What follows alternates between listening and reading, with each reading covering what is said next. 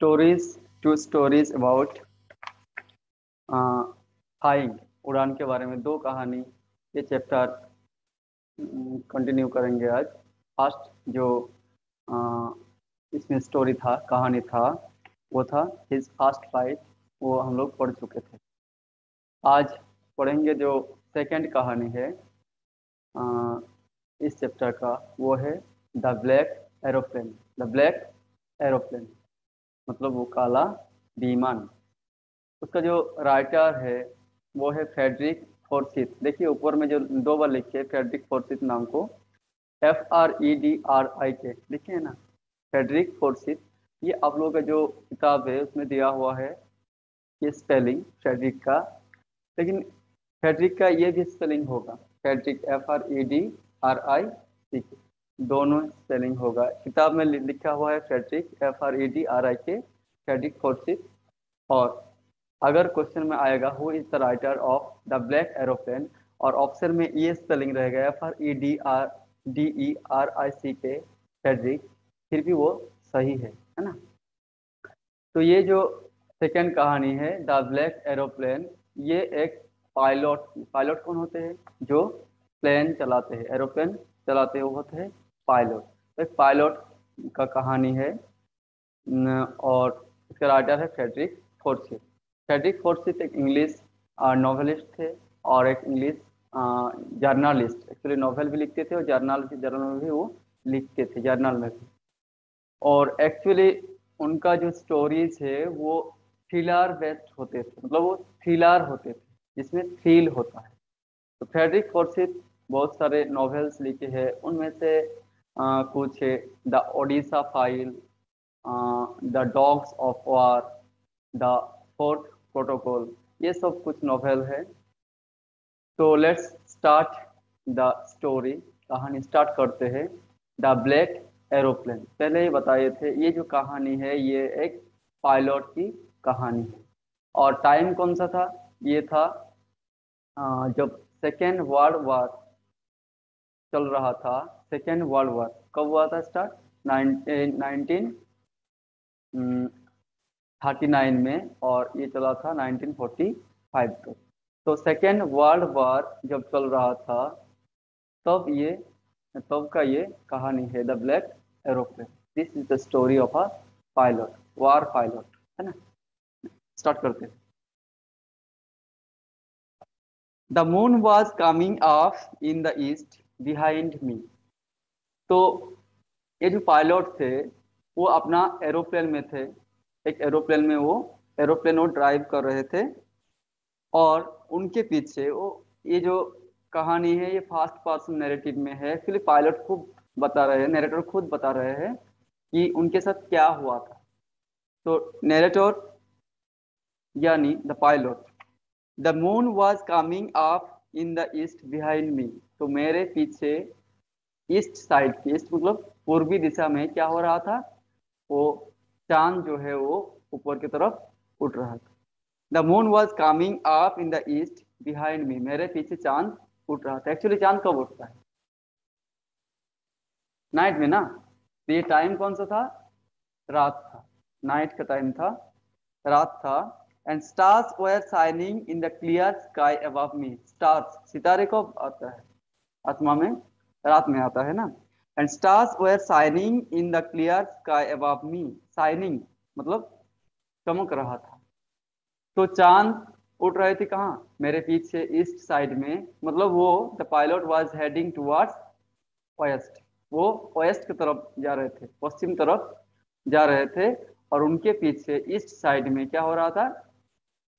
चांद, moon was coming up, ऊपर की तरफ आ रही थी। और सितारे जो थे, स्टार जो थे, वो आसमान में ऊपर थे। There was not a cloud in the sky. आसमान पे कोई क्लाउड नहीं था, थोड़ा सा भी क्लाउड नहीं था, मतलब बादल नहीं था। तो वो रात जो था वो क्लियर स्काई था, स्काई जो था बहुत क्लियर स्पष्ट था। और उस रात में पायलट पश्चिम की दिशा से वो आ रहे थे, पूर्व से वो पश्चिम की तरफ आ रहे थे। इसलिए जो ईस्ट साइड था वो उनके पीछे था। और वहां क्या हो रहा था? Moon was coming up, moon आसमान पे आ रही थी। I was happy to be alone high up above the sleeping countryside. तो वो अभी कोई टाउन के ऊपर से नहीं जा रहे थे पायलट, वो एक क्या कर रहे थे, एरोप्लेन चला रहे थे, और वो कोई टाउन के ऊपर से नहीं जा रहे थे, वो एक कंट्री साइड क्या होता है, ग्रामीण इलाका जो होता है उसको कंट्री साइड बोलते हैं। तो एक कंट्री साइड के ऊपर से वो उड़ रहे थे, अपने विमान, अपना जो एरोप्लेन है वो चला रहे थे। I was flying my old Dakota aeroplane over France back to England. Dakota,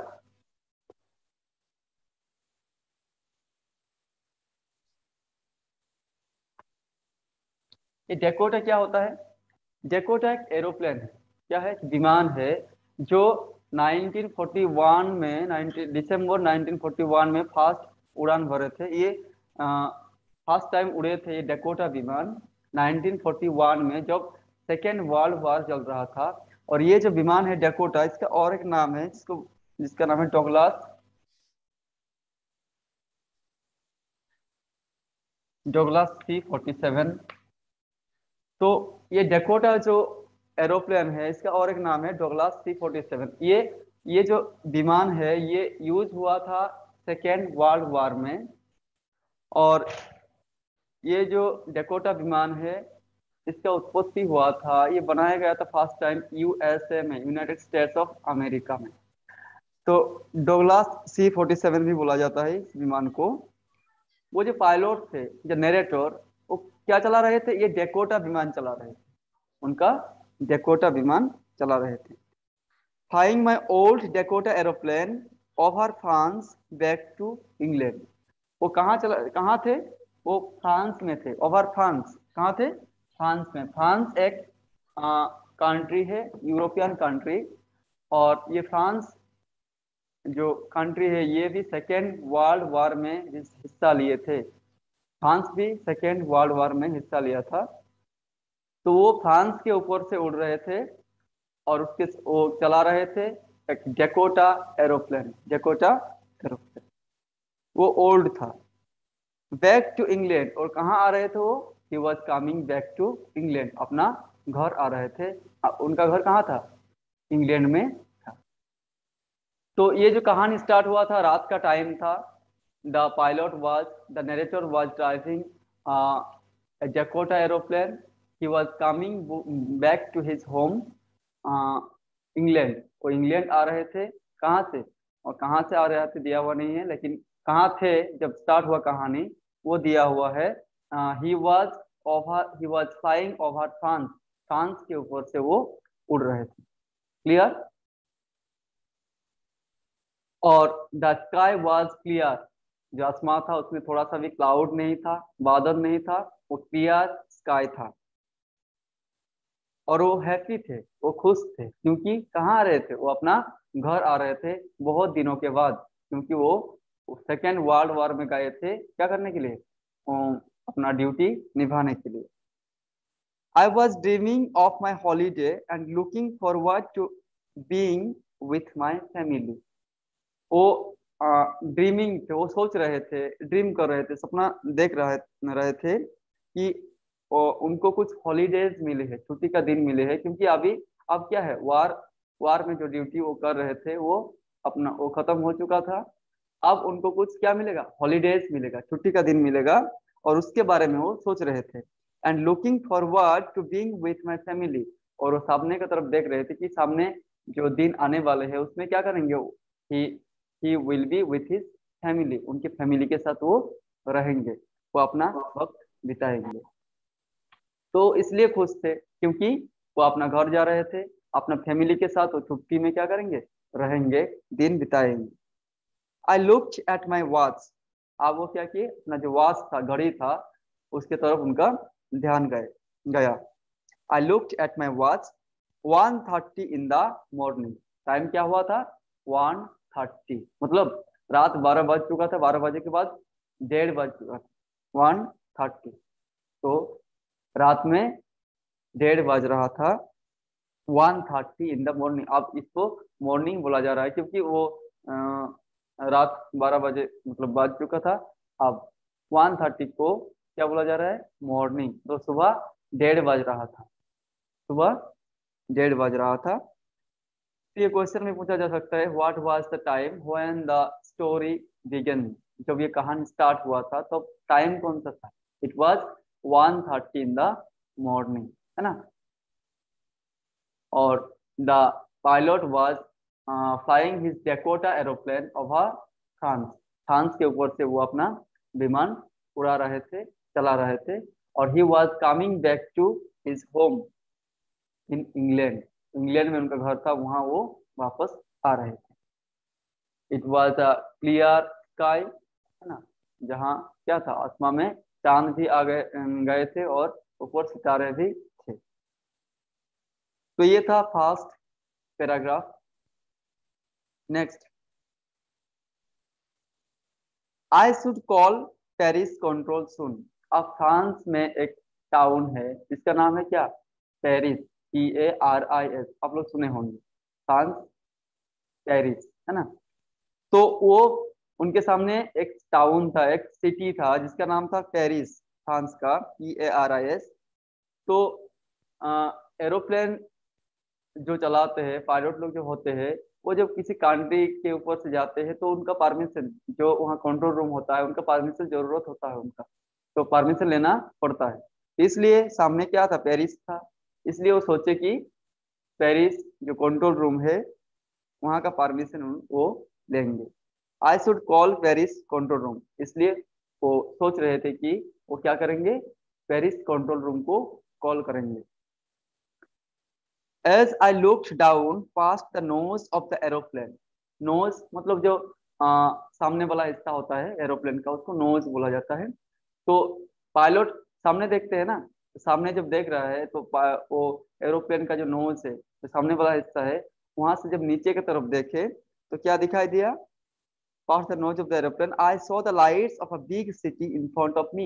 मेरे सामने क्या था, मेरे सामने था एक बड़ा सा शहर का लाइट्स, लाइट्स मतलब लाइट होता है।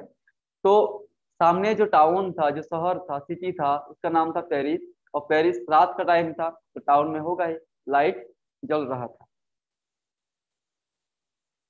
I switched on the radio and said, अब वो क्या किए, वो पहले ही सोचे थे उनको कॉल करना था कि कहाँ, पेरिस कंट्रोल रूम में। पेरिस एक टाउन है, फ्रांस का एक टाउन है, फ्रांस कंट्री का एक टाउन है पेरिस। तो वहाँ का जो कंट्रोल रूम था उसमें उनको फोन करना था, कॉल करना था। तो वो क्या किए, तब तो ये टेलीफोन नहीं था, तो वो रेडियो में जो होता है, एरोप्लेन में रेडियो होता है, उसमें उसको ऑन किया, स्विच ऑन किए।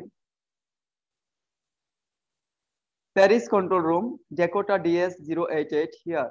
अब क्या किए वो, कॉल किए पेरिस कंट्रोल रूम में और बोले, Paris control, Dakota DS 088 here. तो उनका जो डेकोटा एरोप्लेन था उसका जो नंबर था वो क्या था, Dakota DS 088, Dakota DS 088। Can you hear me, I am on my way to England, over. Can you hear me, क्या सुनाई दे रहा है आप लोगों को, I am on my way to England, मैं इंग्लैंड जा रहा हूँ, over. The voice from the radio answered me immediately. अब ये क्या किया, अपना जो इंफॉर्मेशन है वो दे दिए पेरिस कंट्रोल रूम को। अब पेरिस कंट्रोल रूम से कुछ आया इंफॉर्मेशन, कुछ आवाज आया, वो क्या था, the voice from the radio answered me immediately. Radio में एक वॉयस आया था, एक आवाज आया था, वो आंसर किए थे इमीडिएटली, तुरंत। क्या आंसर किए, DS 088, I can hear you, सुनाई दे रहा है, you ought to turn 12 degrees west now, DS 088 over.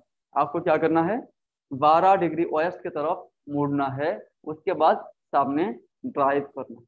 कौन बोले, पेरिस कंट्रोल रूम उनको बता दिए, अपना जो वे है, अपना जो रास्ता है वो बता दिए कि आपको 12 डिग्रीज, 12 डिग्रीज क्या, वेस्ट की तरफ मुड़ना है।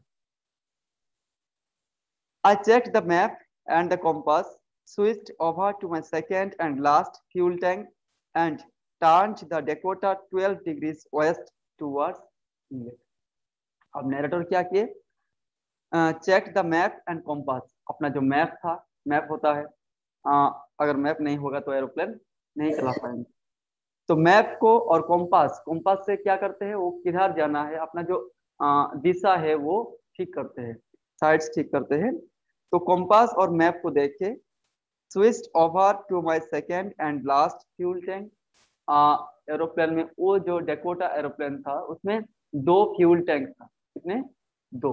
तो फर्स्ट फ्यूल टैंक खत्म हो गया था, उसमें फ्यूल नहीं था, सिलेंडर नहीं था। और वो जो सेकंड फ्यूल टैंक था उसमें वो क्या किया, उसको स्विच ऑन किया, सेकंड फ्यूल टैंक को स्टार्ट कर दिया, क्योंकि फर्स्ट फ्यूल टैंक जो था वो उसमें फ्यूल नहीं था। And turn the Dakota 12 degrees west. और जो इंफॉर्मेशन जो बताए थे, जो सजेशन दिया गया था, आप क्या कीजिए, 12 डिग्री लेफ्ट ले लीजिए वेस्ट की तरफ, सॉरी 12 डिग्री वेस्ट की तरफ ले लीजिए, और कंटिन्यू कीजिए अपना ड्राइविंग, अपना फ्लाइट। तो क्या किए, द नरेटर और द पायलट वो अपना डेकोटा एरोप्लेन को 12 डिग्रीज वेस्ट की तरफ मोड़ लिए।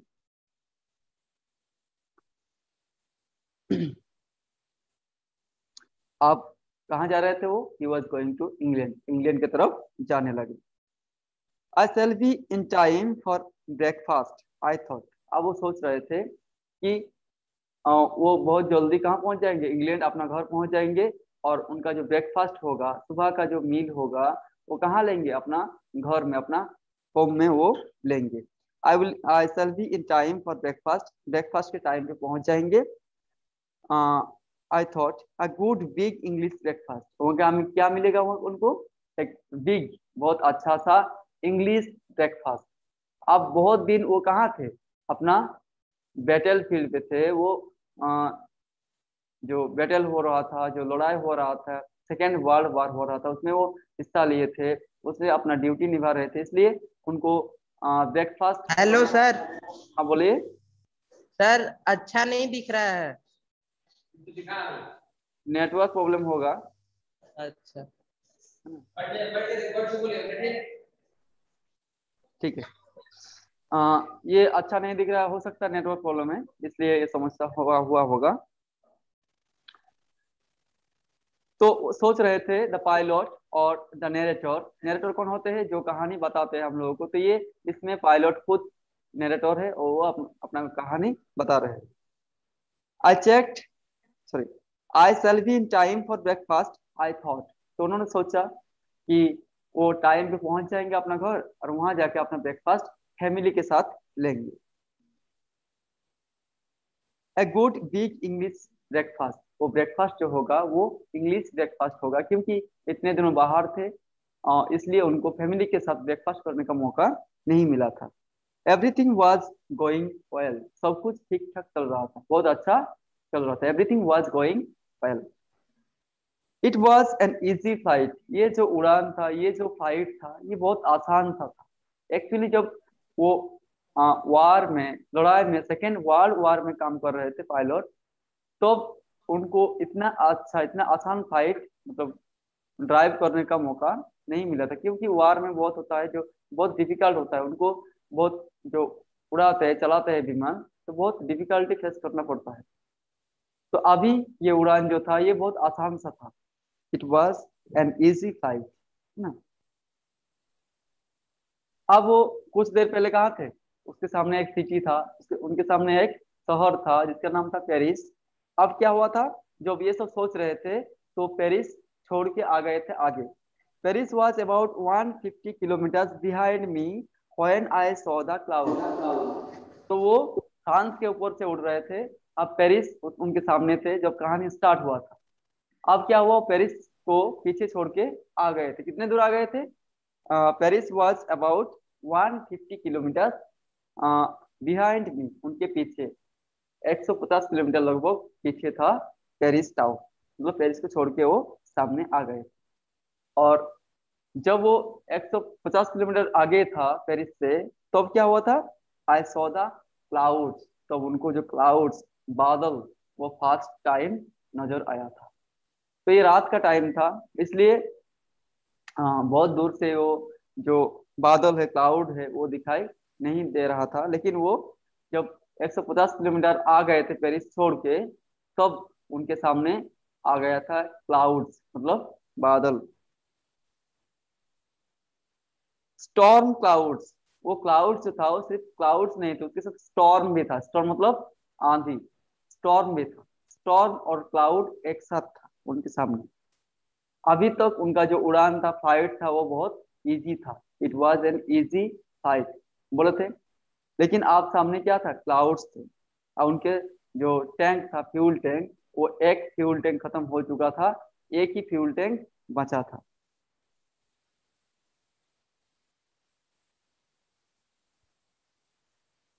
दे वेर ह्यूज, वो जो क्लाउड्स थे वो बहुत ह्यूज, बहुत विशाल और बड़ा बड़ा क्लाउड था। They look like black mountain standing in front of me across the sky. कैसा दिख रहा था वो जो क्लाउड्स था, वो ब्लैक माउंटेन जैसा दिख रहा था। माउंटेन मतलब क्या होता है, पहाड़ होता है, पर्वत। तो वो बहुत ऊंचा ऊंचा पर्वत जैसा दिख रहा था। जो उनका जो सामने का रास्ता था, सामने का वे था, उसको क्लोज कर दिए थे, ब्लॉक कर दिए थे। I knew I could not fly up and over them. मुझे पता था, मुझे मतलब द नरेटर और the pilot was flying the Dakota aeroplane, उनको पता था कि वो उनका जो उड़ान है, उनका जो फ्लाइट है, डेकोटा विमान है, उसको क्लाउड के ऊपर से नहीं ले जा पाएंगे। वो क्लाउड के ऊपर से अपना उड़ान नहीं ले जा पाएंगे, अपना विमान लेके नहीं जा पाएंगे। And I did not have enough fuel to fly around them to the north or south. अब उनके सामने, उनके पास इतना फ्यूल भी नहीं था कि उनको वो क्लाउड को अवॉइड करके लेफ्ट साइड से या राइट साइड से निकल जाएंगे। मतलब उनका लेफ्ट साइड और राइट साइड क्या होगा, हाँ, नॉर्थ और साउथ। नॉर्थ से या साउथ से निकल जाएंगे, उसको अवॉइड करके, उसको बाएं या दाएं तरफ रख के वो क्लाउड को अवॉइड करेंगे। उतना फ्यूल भी उनके फ्लाइट जो उड़ान था डेकोटा में, उनका विमान में नहीं था। तो ऊपर भी नहीं जा सकते थे और उसको अवॉइड भी नहीं कर सकते थे उस क्लाउड को, क्योंकि उनके पास क्या नहीं था, फ्यूल नहीं था। I ought to go back to Paris, I thought. तब उन्होंने सोचे, मैंने सोचा कि मुझे क्या करना चाहिए। आई ऑट टू क्या है, मतलब क्या होता है, शुड, उचित होगा कि मैं कहाँ जाऊँ, बैक टू पेरिस। पेरिस जो 150 किलोमीटर पीछे है, वहाँ वापस जाऊं। कौन सोचे थे, द पायलट और द नरेटर। नरेटर सोचे कि वो क्या कर, कहाँ जाएंगे, he will go back to Paris, he should go back to Paris, but I wanted to get home, I wanted that breakfast। लेकिन वो अगर पेरिस जाते तो उनके सामने कोई प्रॉब्लम नहीं होता। लेकिन वो पेरिस नहीं जा सकते थे, क्योंकि ही वांटेड दैट ब्रेकफास्ट, उनके फैमिली के साथ वो ब्रेकफास्ट लेना चाहते थे, है ना। इसलिए वो पेरिस नहीं जाने वाला था। उनका दिल नहीं चाह रहा था कि वो पेरिस वापस जाए। आई वॉन्टेड दैट ब्रेकफास्ट, इसलिए वो घर जाना चाहते थे। I shall take the risk, I thought. तो उन्होंने सोचे कि मैं क्या करूंगा, ये रिस्क ले लेता हूँ, एक बार रिस्क ले लेता हूँ। But sorry, I thought and flew that old Dakota straight into the storm। तो रिस्क लेना मतलब क्या, ऊपर भी नहीं जा सकते थे, साइड भी नहीं कर सकते थे उस क्लाउड को, इसलिए वो सीधा कहाँ क्या कर सकते थे, वो सीधा क्लाउड के अंदर जा सकते थे, है ना। और वो क्या किए, नरेटर, वो अपना जो एरोप्लेन था उसको सीधा क्लाउड के अंदर, उस बादल के अंदर एंटर किया, वो प्रवेश किया उसके अंदर। स्ट्रेट इनटू द स्टॉर्म, वो स्टॉर्म के अंदर, वो क्लाउड के अंदर वो अपना विमान लेके गए सीधा। Inside the clouds everything was suddenly black. जब वो क्लाउड के अंदर गए, उस बादल के अंदर गए, तो क्या देखे, अंदर जो था सब कुछ ब्लैक था, मतलब कुछ भी दिखाई नहीं दे सर रहा आवाज था। कट कट के आ रहा है। हाँ, आवाज कट कट के आ रहा है। तो ये सब नेटवर्क का प्रॉब्लम होगा। मैनेज कर लीजिए, क्या करें। Inside the clouds everything was suddenly black. वो क्लाउड के अंदर क्या था, सब कुछ जैसे सडनली अचानक क्या हो गया था, ब्लैक हो गया था, काला हो गया था, क्योंकि वो क्लाउड में रोशनी नहीं आ रहा था। रोशनी तो ऐसे ऐसा भी था भी नहीं, क्योंकि रात का टाइम था। इसलिए वो क्लाउड के अंदर जब एंटर किए, अपना एरोप्लेन को अंदर लेके गए, तो सब कुछ अचानक ब्लैक हो गया था, कुछ भी दिखाई नहीं दे रहा था। It was impossible to see anything outside the aeroplane. Aeroplane का बाहर, एरोप्लेन के बाहर कुछ भी नहीं दिखाई दे रहा था। Anything outside the aeroplane, outside मतलब बाहर, तो एरोप्लेन के बाहर कुछ भी दिखाई नहीं दे रहा था। कहाँ जा रहे थे वो, कहाँ थे, कुछ भी नहीं। The old aeroplane jumped and twisted in the air. वो जो ओल्ड एरोप्लेन था, ये डेकोटा एरोप्लेन, ये ओल्ड बोला जा रहा है, बार बार बोला जा रहा है कि ये जो एरोप्लेन है ये ओल्ड था, मतलब पुराना हो चुका था। वो जंप कर रहा था, वो क्लाउड में, क्लाउड के अंदर जंप कर रहा था। क्यों? क्योंकि देयर वाज स्टॉर्म, वहाँ आंधी था, वो आंधी उसको जंप करवा रहा था। एंड ट्विस्टेड, और वो घूम रहा था, वो एरोप्लेन जो है वो टर्न कर रहा था, घूम रहा था। इन द एयर, कहाँ? हवा में, आसमान में। I looked at the compass, तो उन्होंने क्या किए थे, वो कॉम्पास की तरफ देखते थे। मैंने कॉम्पास की तरफ देखा। कॉम्पास मतलब जो होता है जिसमें दिशा वो लोग देखते हैं कहाँ जाना है। I looked at the compass, compass की तरफ मैंने देखा। आई कुड नॉट बिलीव, तो मुझे विश्वास नहीं हो रहा था। आई कुड नॉट बिलीव, विश्वास नहीं कर पा रहा था। माई आईज, जो वो देख रहा था, उनका आंखों को विश्वास, आंखों के ऊपर से विश्वास चला गया था। वो जो देख रहा था उस पर विश्वास नहीं हो रहा था। The compass was turning round and round and round. तो क्या देख रहे थे वो जो कॉम्पास था उसमें एक घड़ी के जो कांटे है ना, घड़ी के कांटे जैसे कांटा होता है, तो वो आ, जो प्लेन चलाते हैं पायलट लोग क्या करते हैं, उसको फिक्स कर देते हैं किसी एंगल पे, इधर जाना होता है। लेकिन अब क्या हो रहा था, उसमें जो कॉम्पास था वो उसमें जो कांटा था वो घूम रहा था, राउंड राउंड घूम रहा था, turning round and round and round. It was dead, ये जो कॉम्पास था ये डेड हो चुका था। ये कॉम्पास जो था वो डेड हो चुका था, वो खराब हो चुका था। इट वुड नॉट वर्क, ये जो कॉम्पास है अभी ये वर्क नहीं करेगा, मतलब ये काम नहीं करेगा। The other instruments were suddenly dead, और प्लेन के अंदर जितने भी इंस्ट्रूमेंट्स थे सब कुछ डेड हो चुका था। सब कुछ डेड हो चुका था, मतलब कुछ भी काम नहीं कर रहा था। वो कहाँ थे? He was inside the cloud, वो क्लाउड के अंदर थे। अब उनका विमान कहाँ था? उनका विमान था वो क्लाउड के अंदर। आई ट्राइड द रेडियो, तो वो क्या किए, अपने रेडियो ट्राई किए कि इंफॉर्मेशन देंगे कहाँ, उनके सबसे सामने कौन सा सिटी था, सबसे सामने था वो पेरिस। तो पेरिस कंट्रोल रूम जो था उसको क्या करेंगे, इंफॉर्मेशन देंगे, ताकि वहां से हेल्प आए और उनको हेल्प किया जाए। Paris control, Paris control, can you hear मी? तो वो क्या किए, अपने रेडियो स्टार्ट किए। एक्चुअली रेडियो भी डेड हो चुका था, लेकिन फिर भी वो ट्राई किए और पेरिस कंट्रोल को कॉल किए। देयर वॉज नो आंसर, लेकिन इस बार कोई आंसर नहीं आ रहा था, कोई रिप्लाई नहीं आ रहा था। The radio was dead too, radio भी क्या होता, डेड हो गया। अब देखिए उनके पास फ्यूल ज्यादा नहीं है, अब सब कुछ डेड हो रहा है। सबसे पहले कॉम्पास डेड हुआ है, उसके जितने इंस्ट्रूमेंट था किसके ऊपर, किसके अंदर, वो प्लेन के अंदर सब कुछ डेड हो रहा था, काम कुछ भी नहीं कर रहा था। अब रेडियो भी काम करना बंद कर दिया। I had no radio, no compass, and I could not see where I was. तो मेरे पास कॉम्पास नहीं था, रेडियो भी नहीं था, और मुझे दिखाई नहीं दे रहा था मैं कहाँ हूँ। मैं मतलब कौन? द नरेटर और the pilot. I was lost in the storm, तब क्या हुआ था, मैं वो आंधी में, वो स्टॉर्म में, वो क्लाउड में वो खो गया था। He was lost. Then in the black clouds quite near me I saw another aeroplane.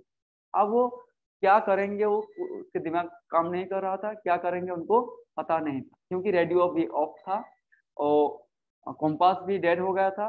अब सब कुछ भी दिखाई नहीं दे रहा। सडनली अचानक क्या हुआ था,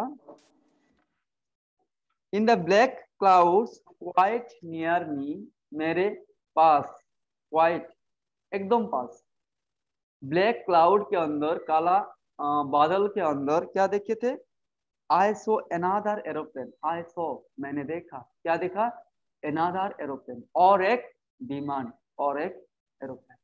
अब देखिए कुछ देर पहले ये नेरेटर बता रहे थे कि विमान के बाहर कुछ भी नहीं दिखाई दे रहा था।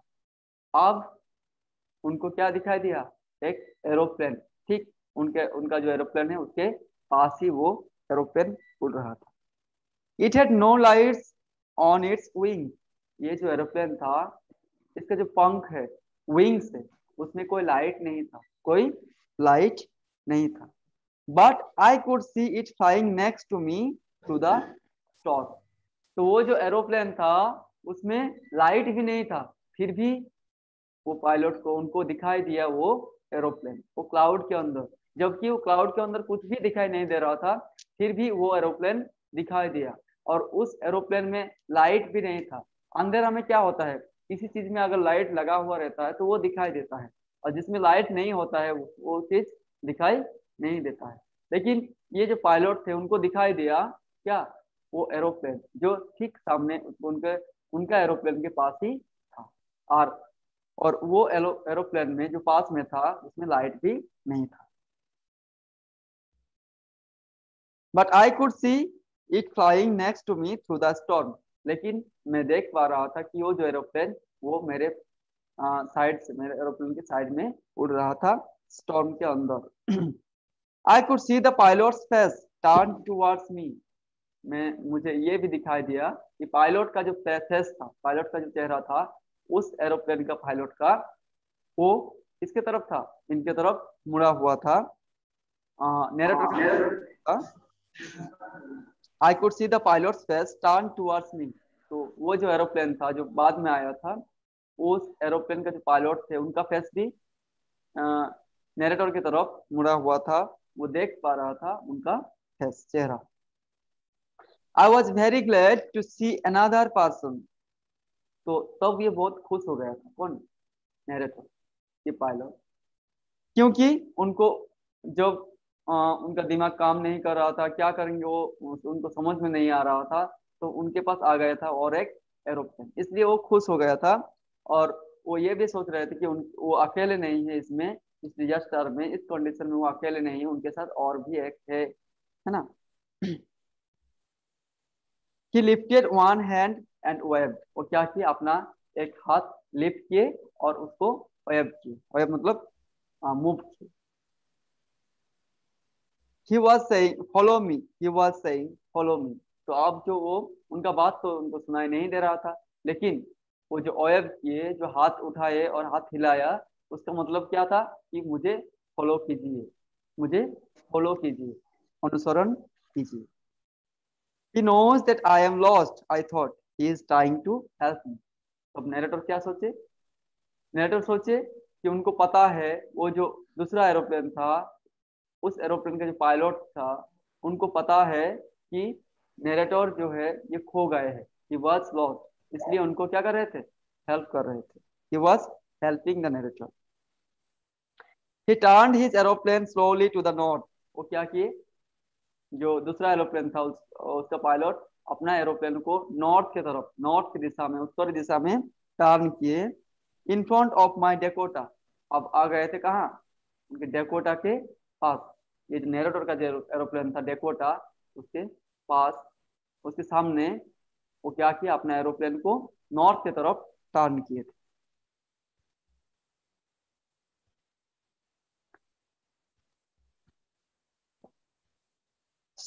so that it would be easier for me to follow him। अब उनका एरोप्लेन क्या हुआ था, नेरेटर के एरोप्लेन के सामने आ गया था। क्यों लाए थे वो, क्यों, ताकि नेरेटर को आसान हो क्या करने में, उसको फॉलो करने में। I was very happy to go behind the strange aeroplane like an obedient child। तो बहुत क्या हुए थे, हैप्पी थे, खुश थे।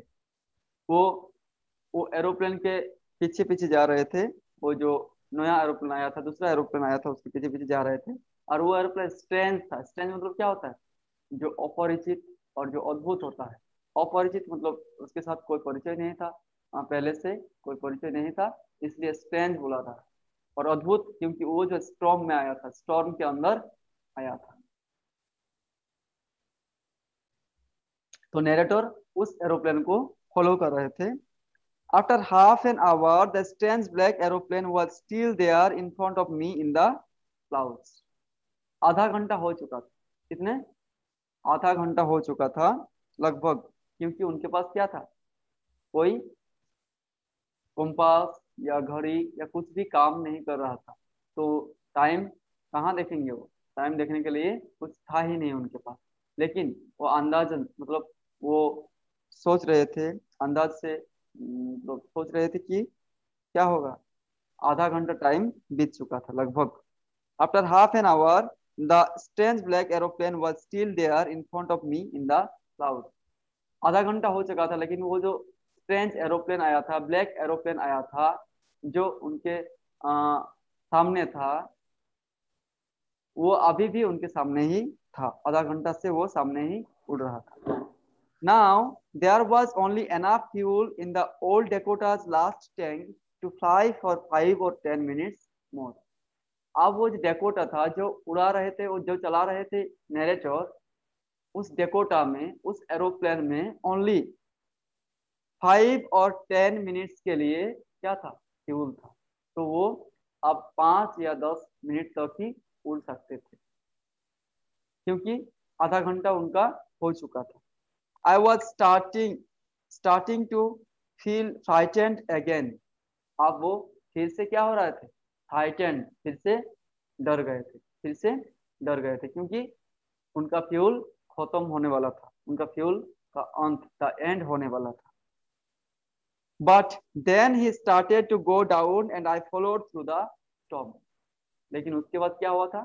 वो जो सामने एरोप्लेन था, ब्लैक एरोप्लेन था, वो नीचे की तरफ जाने लगा था।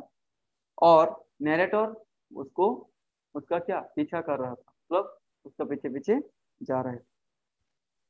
Suddenly I came out of the clouds and saw two long straight lines of lights in front of me. अचानक क्या हुआ था? वो क्लाउड से बाहर आ गए थे, वो बादल से बाहर आ गए थे नैरेटर। और उनके सामने क्या था? दो लाइट्स का, लाइट्स का दो लाइन था, दो लाइन था लाइट्स का, straight lines. It was a runway. Runway, ये क्या था? एक रनवे था। रनवे क्या होता है? जो जहाँ एरोप्लेन लैंड करता है, वहाँ रनवे होता है। वहाँ लैंड करने के बाद वो कुछ दूर क्या करता है? भागता है एरोप्लेन। तो वो उसको क्या बोलते हैं? रनवे बोलते हैं, जहाँ एरोप्लेन लैंड करता है। तो सामने क्या था? उनके सामने, नेटवर्क के सामने क्या था? एक रनवे था। रात का टाइम था, तो रनवे तो दिखाई नहीं दे रहा था, लेकिन जो लाइट्स होता है, दो लाइन में जो लाइट्स थे, वो दिखाई दे रहा था। An airport, I was safe. तो वो क्या था? एक एयरपोर्ट था, वो था एक एयरपोर्ट जहाँ वो लैंड करने वाले थे नैरेटर।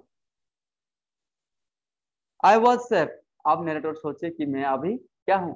सेफ हूँ, क्योंकि वो क्लाउड से बाहर निकल चुके थे, वो बादल से बाहर आ गए थे। I turned to look for my friend in the black aeroplane, but the sky was empty. अब क्या किए? वो तो लैंड कर चुके थे, उनके सामने क्या था? वो रनवे था, एयरपोर्ट था, वो सेफ था। तब क्या किए? वो जो नैरेटर थे, उन्होंने मुड़ के देखे कि वो उनके सामने, उनके साथ जो था उनका फ्रेंड, अब फ्रेंड बन गए थे, क्योंकि वो उनको हेल्प किए थे। कहाँ? जब वो बहुत ज्यादा इसमें थे, डेंजर में थे, तब उनको हेल्प किए थे। तो वो मुड़े उनके तरफ देखने के लिए कि वो क्या कर रहे हैं। तब उनको क्या दिखाई दिया? I turn to look for my friend in the black aeroplane. अब वो ब्लैक एरोप्लेन जो था, उसके तरफ वो मुड़े उसको देखने के लिए, लेकिन there was nothing there, the sky was empty. वो जो स्काई था, आसमान था, वो एम्प्टी था, उसमें कुछ भी चीज नहीं था, ना ब्लैक एरोप्लेन था, ना कोई दूसरा चीज था। तो वहां और कोई भी एरोप्लेन नहीं था। देयर वॉज नथिंग देयर, कुछ भी चीज नहीं था आसमान में और कुछ भी नहीं था। तो the black aeroplane was gone, वो जो ब्लैक एरोप्लेन था वो वहां नहीं था, वो चला गया था। I could not see it anywhere, कहीं भी वो एरोप्लेन दिखाई नहीं दिया था। I landed and was not sorry to walk away from the old Dakota near the control tower. अब क्या किए थे, वो लैंड किए थे और अपना जो एरोप्लेन है, अपना जो विमान है डेकोटा, वहां से निकल के वो कहाँ गए थे, कंट्रोल टावर के पास गए थे, कंट्रोल टावर के पास। I went and asked a woman in the control center where I was and who the other pilot was. अब कंट्रोल सेंटर में एक वोमेन थी, उनको जाके पूछे कि वो कहाँ आ गए थे, कौन, नैरेटर। नैरेटर कहाँ आए थे, ये जो पोर्ट था, ये जो एयरपोर्ट था वो कहाँ है, और उनके साथ जो पायलट था, उनके साथ और एक जो ब्लैक एरोप्लेन था उसमें जो पायलट थे वो कहाँ गए हैं, वो कौन थे, कौन गए थे पूछने के लिए, ये नैरेटर गए थे कहाँ, कंट्रोल रूम में, कंट्रोल टावर में। आई वांटेड टू से थैंक यू, क्यों पूछने गए थे उनके बारे में, क्योंकि उनको थैंक यू बोलना था, वो हेल्प किए थे नैरेटर को उस क्लाउड के अंदर, इसलिए उनको थैंक यू बोलना था, इसलिए गए थे कहाँ, कंट्रोल रूम में पूछने के लिए ये जो ब्लैक एरोप्लेन जो उनके साथ आया था उस एरोप्लेन का पायलट कौन थे। She looked at me very strangely, लेकिन वो जो लेडी थी कंट्रोल रूम में वो बहुत स्ट्रेंजली देखे, स्ट्रेंजली मतलब एक अजीब सा तरीके से उनको तरफ देखने लगे। एंड देन लाफ, उसके बाद क्या किए वो लाफ किए, हंसे। Another aeroplane up there in the storm, वो क्या हो गए थे, चौंक गए थे कि और एक एरोप्लेन आपके साथ आसमान में, इस क्लाउड में, इस स्टॉर्म में। No, no other aeroplanes were flying tonight, आज तो और कोई एरोप्लेन नहीं उड़ रहा था, और कोई एरोप्लेन आज नहीं उड़ रहा था आज रात में। Yours was the only one I could C on the radar, जो रेडार है मेरे पास, जो कंट्रोल रेडार है उसमें एक ही एरोप्लेन दिखा रहा था और वो आपका था, जो जिस एरोप्लेन से आप आया है। तो कहीं भी किसी भी सिटी के अंदर जब एरोप्लेन आते हैं तो रेडार होता है, रेडार में आ जाता है कि आज कितने एरोप्लेन आ रहा है और कितने जा रहा है, और अभी रेडार के अंदर कौन कौन एरोप्लेन उड़ रहा है। तो लेडी बताई कि आज रात एक ही एरोप्लेन आ रहा था, वो आपका था, आपके साथ और कोई एरोप्लेन नहीं था। So who helped me to arrive there safely without a compass or a radio and without any more fuel in my tent? अब वो सोचने लगे थे नरेटर कि तो कौन था वो जो जिसने हेल्प किए है मुझे वो क्लाउड के अंदर, मेरे पास कॉम्पास नहीं था, मेरे पास रेडियो नहीं था, लेकिन और मेरे पास फ्यूल भी नहीं था, बहुत कम फ्यूल था, तो फिर कौन था वो जो मुझे हेल्प किए इस क्लाउड के अंदर, और उसका कोई जो कुछ भी साइन, कुछ भी सिंबल इस रेडार में नहीं आया था। Who was the pilot on the strange black aeroplane? वो जो ब्लैक एरोप्लेन जो मुझे हेल्प किया था, उस एरोप्लेन का पायलट कौन थे। Flying in the storm without lights, और स्टॉर्म के अंदर वो एरोप्लेन उड़ रहा था और उसमें लाइट भी नहीं था, तो वो एरोप्लेन को कहाँ गया और उसमें जो पायलट थे वो कौन, ये जो क्वेश्चन से उसके मन में आया था, किसके मन में, नरेटर के मन में, और जो पायलट थे जिसके बारे में कहानी था उनके मन में ये आया था कि जिन जो हेल्प किए थे उनको वो पायलट कौन थे। आप लोग बताइए वो क्या हो सकता, कौन हो सकता। पहले ही बताए थे फ्रेडरिक फॉसिच जो थे, जो राइटर, नोवेलिस्ट थे, जर्नलिस्ट थे, इन्होंने क्या लिखे थे, थ्रिलर लिखे थे। तो ये थ्रिलर ये कहानी है, इसमें बहुत सारा चीज। Thank you, we will meet in the next class, है ना, बाय।